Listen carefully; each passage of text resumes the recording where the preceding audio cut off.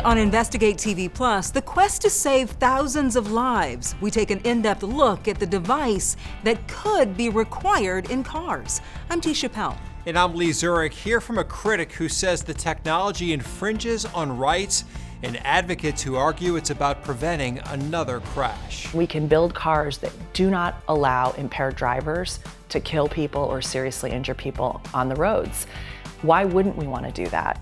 Plus, a troubling discovery in the aftermath of a disaster. 150 miles an hour is pretty severe, but I mean, this brick wall came down like it was nothing. Our investigation reveals why some homes could be more susceptible to tornadoes, and owners have no idea until it's too late. And an artist perfects his craft in an unlikely place, how he hopes to inspire people to keep pursuing their passions. And if you want something, you work hard enough and long enough, you're going to be successful at it. In-depth stories that inform and inspire. You're watching Investigate TV Plus. Imagine the heart-stopping moment, headlights coming toward you, the reckless decision of another driver changing everything in an instant. In 2021, the latest data available, more than 13,000 people were killed in crashes involving a drunk driver. That's about 37 deaths every day. For advocates and officials alike, the race is on to end these preventable tragedies. Their latest push, impaired driving detection technology for new vehicles that experts say could save countless lives. As federal regulators explore the development of a new safety standard, one lawmaker questions whether the tech infringes on drivers' rights. Reporter Heather Graff has an in-depth look at the debate and introduces us to one woman who has joined the fight because she knows how high the stakes truly are.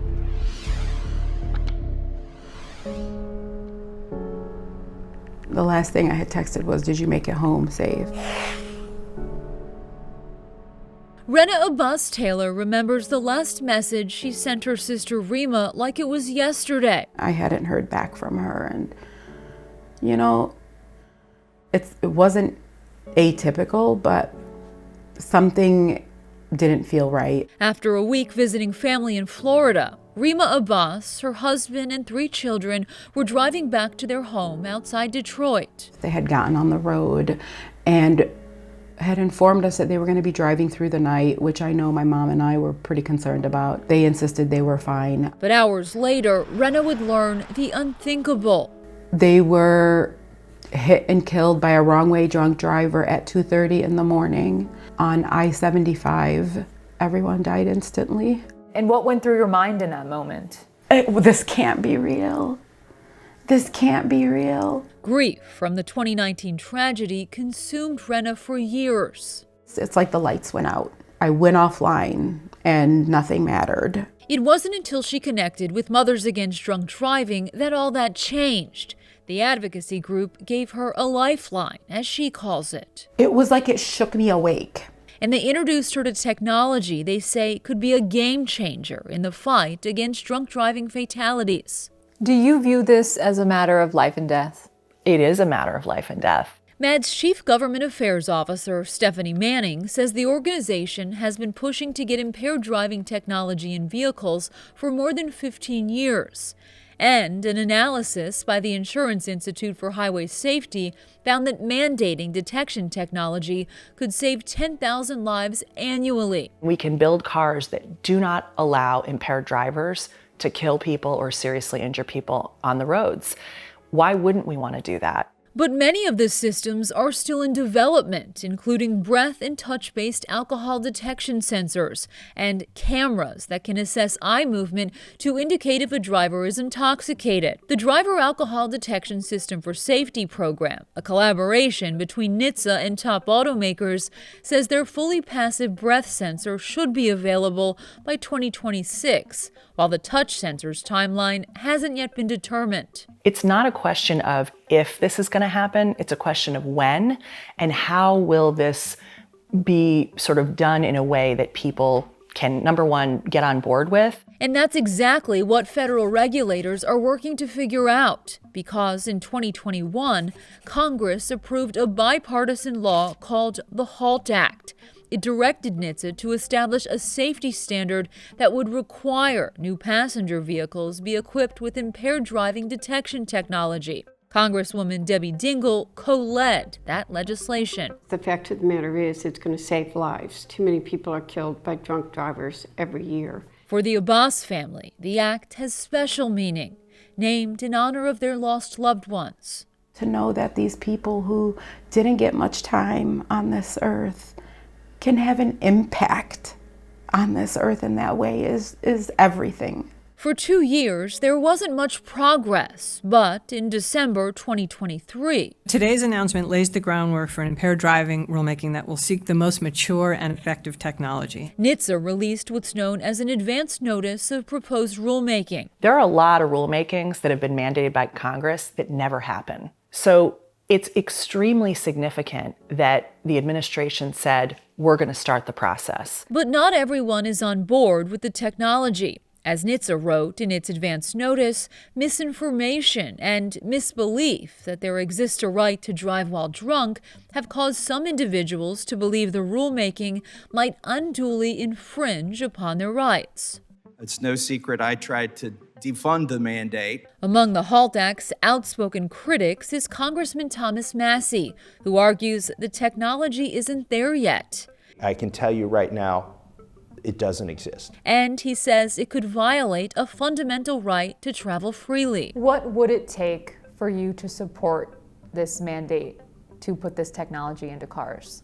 I would have to know that civil liberties aren't going to be infringed. While NHTSA has said any technology that becomes standard would be passive, meaning it has to work without any action from the driver, regulators acknowledge it also needs to be reliable. We don't, for example, want to have false positives where somebody can't start their vehicle. The Alliance for Automotive Innovation, a trade group that represents most global automakers, declined to speak on camera, saying in a statement, every single day, automakers are working to make vehicles safer and smarter, and to help address avoidable tragedies caused by behavior like drunk or distracted driving. In loving memory of the Abbas family, no more victims. Rena says she won't stop fighting until the technology is in all vehicles. Do you think they would be alive today if that technology was already in cars? I absolutely 1000% believe that my family would be alive today if that technology was in cars. And she doesn't want her story to become another family's story. We didn't ask for this moment, but we certainly hope that if there is something we can do to prevent anyone else from losing their life or any other family from going through what we have, we will do whatever we can. NHTSA has until November 2024 to release a rulemaking, but they first need to make sure the technology is ready. When the final safety standard is issued, automakers will have at least 3 years to implement it. Still to come, fundraising sites like GoFundMe make it easy to donate, but how can you be sure you're giving to a legitimate cause? We'll break down the questions to ask before opening your wallet. But first, a tornado rips apart homes, uncovering major structural gaps. If your house doesn't stay attached to this foundation, it makes it almost impossible to survive. What you can do to protect your home before the next storm. Our in-depth coverage continues. You can get connected to InvestigateTV Plus on all social media platforms.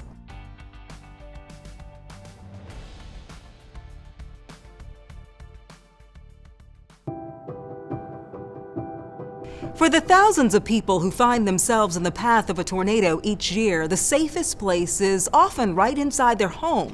But what if that home was missing critical safety features? In December 2023, an EF3 tornado swept through a city north of Nashville. It stayed on the ground for more than an hour, eventually crossing into Kentucky. When the National Weather Service went to survey the damage, they found homes that were never properly secured to their foundations.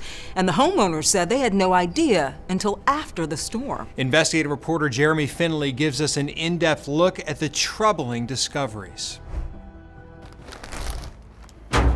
Juan Resendez is in the removal and recovery phase. Making sure that the things that I can save, like my son's baby pictures. The tornado victim knows his home is a total loss, but didn't realize what National Weather Service investigators uncovered under the debris. When you spoke to me about that earlier today, that's the first time I've heard about it. Investigators documented that Resendez's home was secured to his foundation with only construction adhesive tape and nails. No bolts, no anchors, no screws. In fact, his entire house shifted off his foundation. Well, if your house doesn't stay attached to this foundation, it makes it almost impossible to survive. And it's not just Resendez's home. Investigators found other homes on Kendall Drive in Clarksville, secured to their foundations with only nails. And in other cases, investigators couldn't even see how the homes were secured at all. Without any kind of strapping or extra, anchoring, it's really a bad situation when you have 150-mile-per-hour winds. And I got 150 miles an hour is pretty severe, but I mean, this brick wall came down like it was nothing. At this point, I want to be like, hey, who's the builder at the time? We wanted to know too, but the city's codes department doesn't keep building permit records that far back. We want whatever evidence that the National Weather Service or whoever did that assessment has so that we can then follow up. And if anybody's cutting corners, we want to know who they are. Resendez is not pleased that it took a tornado to reveal the truth about his own home. It's almost like insult to injury. And if this now has you concerned about your own home, there are ways to proactively secure it before the next high wind event like a tornado or hurricane. You want to have a complete wind and rain resistant envelope around your house. Hazard mitigation specialist Dennis Wong recommends reinforcing the connection of joists and beams with Simpson strong ties, commonly referred to as hurricane clips. They act as an anchor for the frame of the house. Generally, the weakest part of a house is the roof-to-wall connection, and that's why the hurricane clip is so important. Wong also says wooden or metal braces can help secure the walls to the foundation. Structural engineers call it a continuous load path, and it can save a home in strong winds. So the roof is attached to the wall is attached to the foundation. Every major structural intersection in a house is fortified with a strong connector. Reinforcing the connections in your home can come at a cost, so before you make any adjustments, experts suggest you talk to a licensed contractor about your options. Coming up, a self-taught artist gets an unexpected opportunity that he hopes could launch his career. And I prayed to God, and God showed me how. How his determination and perspective drive him to take on the challenge. Plus, we'll show you how to be your own investigator to spot a scam before donating online. You can watch Investigate TV Plus anytime online. Just subscribe to our YouTube channel at Investigate TV. You can catch stories and full episodes.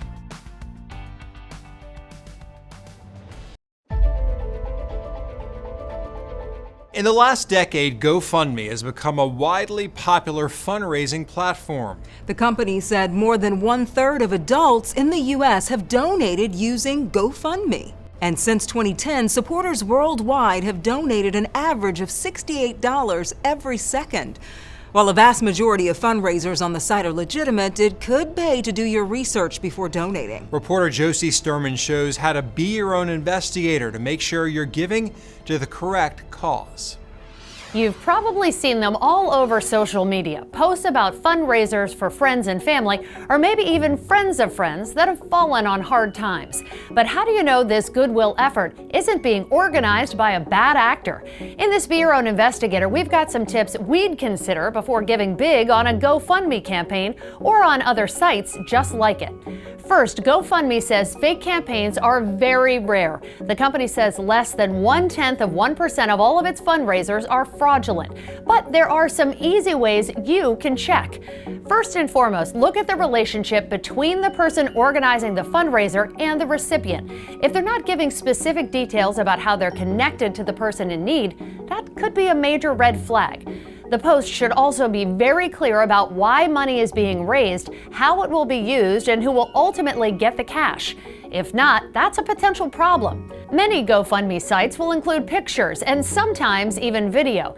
You can throw those pics into Google Images. A reverse image search will tell you whether they've been used elsewhere and may raise some alarm bells.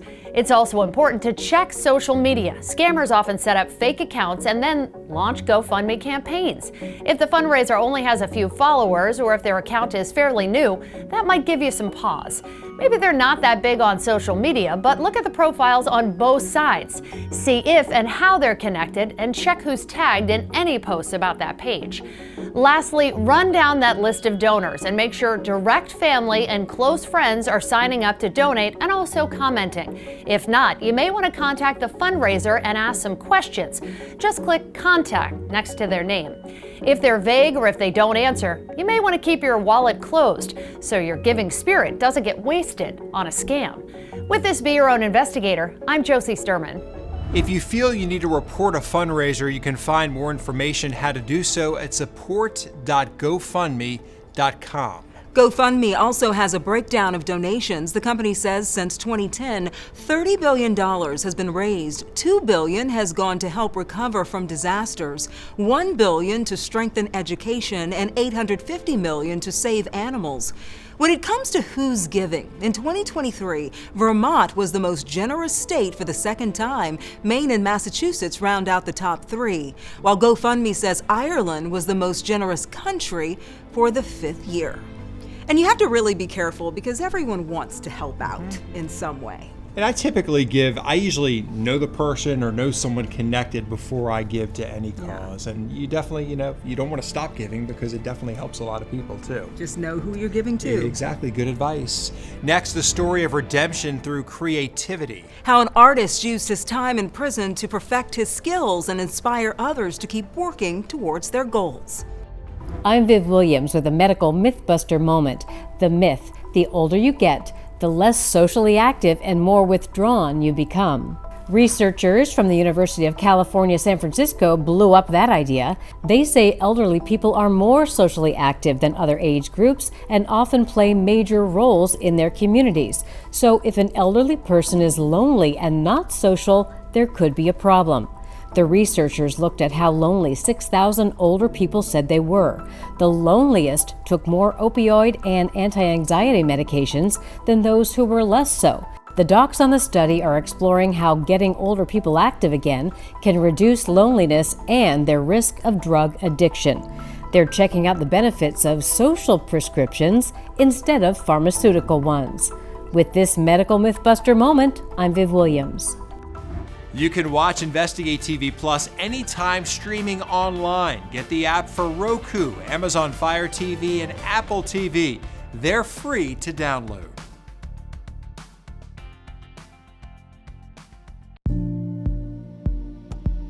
An artist from Louisiana believes he's found a new career, but it did not come easy. Vincent Ocello Sr. spent years behind bars where he developed his skills as an artist.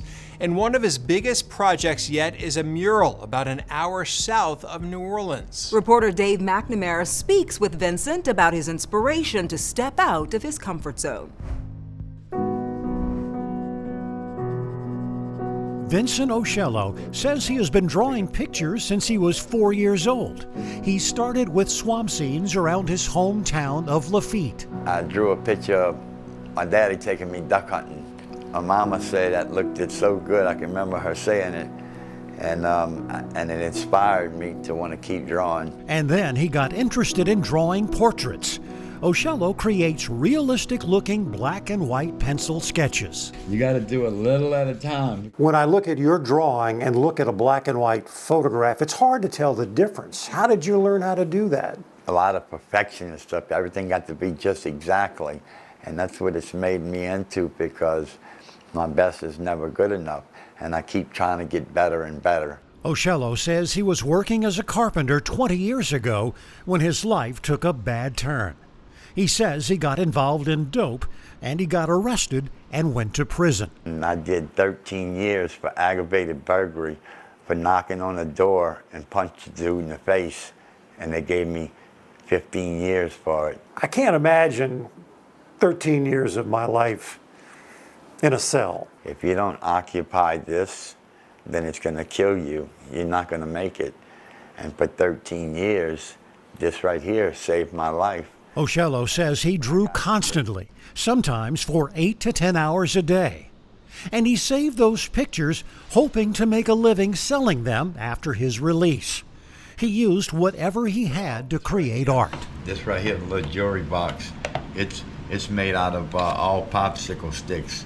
He made these tiny wood carvings. But the bird right there took me 2 months to make it. I made a block of wood out of popsicle sticks. For a stain, I used coffee.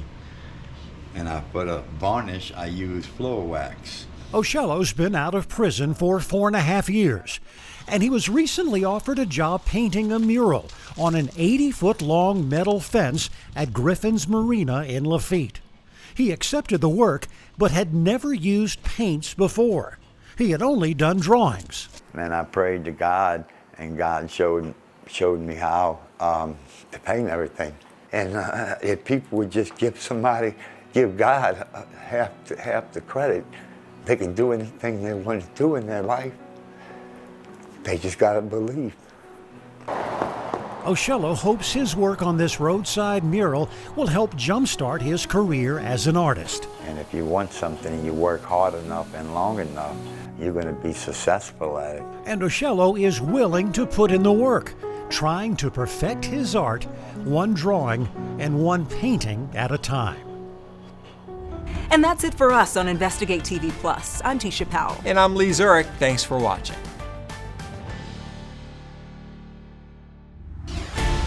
On the next Investigate TV Plus, working 4 days a week might sound attractive. Do you think it's the future? I hope it's the future. But the expert we spoke to warns it's not necessarily good business for everyone. We take an in-depth look at a company that's tested the idea and what it takes to make it work.